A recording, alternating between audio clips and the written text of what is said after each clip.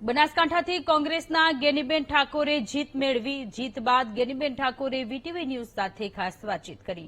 13 વર્ષ બાદ જનતાએ કોંગ્રેસને આશીર્વાદ આપ્યા હોવાની વાત કરી. સંસાધનોની અછત વચ્ચે પણ લોકોએ કોંગ્રેસને સાથ આપ્યો. ટિકિટ મળી ત્યારથી જ લોકોમાં ઉત્સાહ હતો. લોકો પરિવર્તન ઈચ્છે છે ત્યારે બધું શક્ય છે.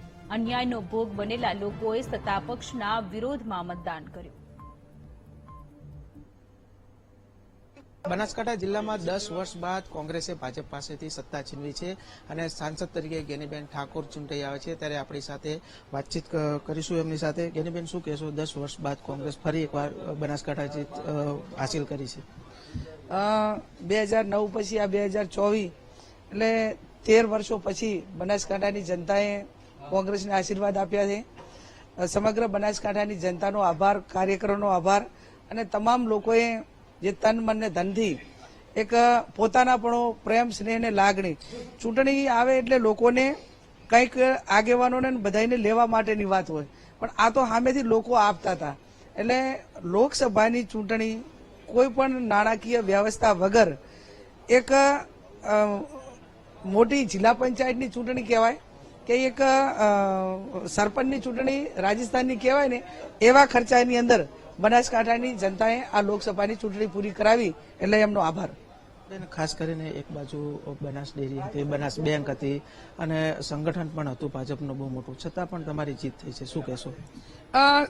આ ચૂંટણીમાં એક એવું ચોક્કસ છે કે કોઈ પણ પ્રકારના સંસાધનો હોય કે ના હોય, પણ લોકોનો પ્રેમ, સ્નેહ, લાગણી અને લોકો જયારે પરિવર્તન ઈચ્છતા હોય ત્યારે એની અંદર તમામ પ્રકારની તાકાતો હોય. ઠીક, કોઈ 2-5% વ્યક્તિગત સ્વાર્થ માટેના લોકો ક્યાંક ને ક્યાંક લાલચમાં આવી જતા હોય છે, પણ જેને કઈ સરકાર હાથે કઈ લેવા દેવા નથી, કઈ લેવું નથી, પણ માત્ર પરિવર્તન ઈચ્છે છે અથવા તો આવનાર સમયમાં એ ક્યાંક યોજનાકીય કે અન્ય રીતે એ પોતે આશા અપેક્ષા રાખે છે. અન્યાય બનેલા ભોગના લોકો એ ખૂબ ગુસ્સાથી મતદાન કરતા હોય છે, પ્રેમથી કરતા હોય છે અને સામેના વ્યક્તિને એક એવા નક્કી દિમાગ સાથે લડતા હોય છે કે એમને પાડી દેવા છે. અને જ્યાં સુધી એ પોતે એવું નક્કી કરેલું જ્યાં સુધી મતમાં કન્વર્ટ ના થાય ત્યાં સુધી એનો જુસ્સો અકબંધ રહેતો હોય છે. એવું અમે લોકસભાની ચૂંટણીમાં જોયું. એટલે બનાસકાંઠાનો ચૂંટણીનો જુસ્સો એ જે દિવસે મને ટિકિટ મળી એ દિવસથી કરીને મતદાન થયું અને ગઈકાલે ગણતરી થઈ ત્યાં સુધી અકબંધ રહ્યો. એટલે એમનો જે એક સ્નેહ, પ્રેમ, લાગણી એમના મગજમાં જે નક્કી કરેલું હતું એ નક્કી કરેલી વાતમાં બનાસકાંઠાની જનતાએ પુરવાર કર્યું. જે બનાસકાંઠા જિલ્લાના વિવિધ પ્રશ્નો છે. એક તો જે એરોમા સર્કલમાં ટ્રાફિક વધારે થાય છે, બનાસકાંઠાની અને સમગ્ર જિલ્લાની મુખ્ય સમસ્યા એ છે.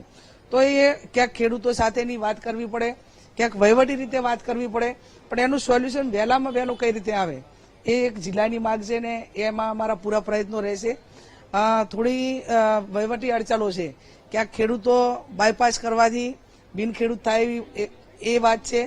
બીજું, પુલ બનાવવા જાય તો પણ એનું સચવાતું નથી.